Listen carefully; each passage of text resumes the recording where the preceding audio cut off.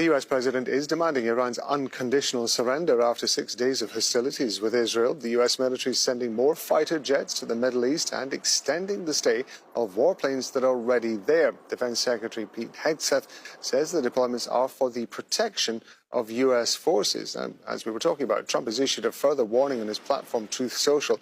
He said, "We now have complete and total control of the skies over Iran. Iran had good sky trackers and other defensive equipment, and plenty of it.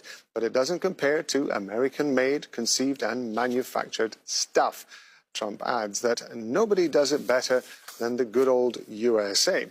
Phil Lavelle joins us live from Washington, D.C. So, the kind of statements that we're hearing from Donald Trump, perhaps not surprising, and certainly at least in terms of tone. Talk us through what's happening now.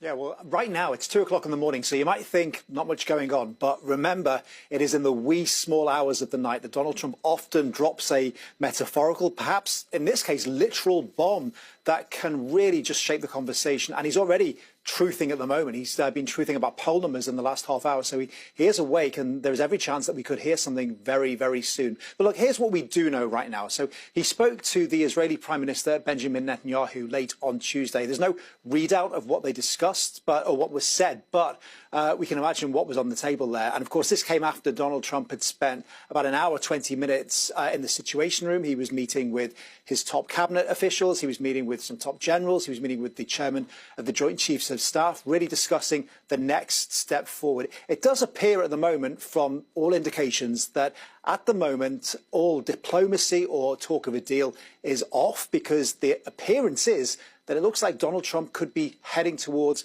some kind of military action. Now, whether or not that is unilateral or whether or not that is with Israel, it could be, that remains to be seen. But the fact of the matter is that the indications are that that is at least what is coming. And you just got to look at those messages, those Truth Social posts where he talked about complete surrender, where he used the term "we," which is fairly significant, because remember, it was Israel that was talking about having the presence over the Iranian skies. But now the fact that Donald Trump is saying "we" refers to both of them. It shows that there is that coupling.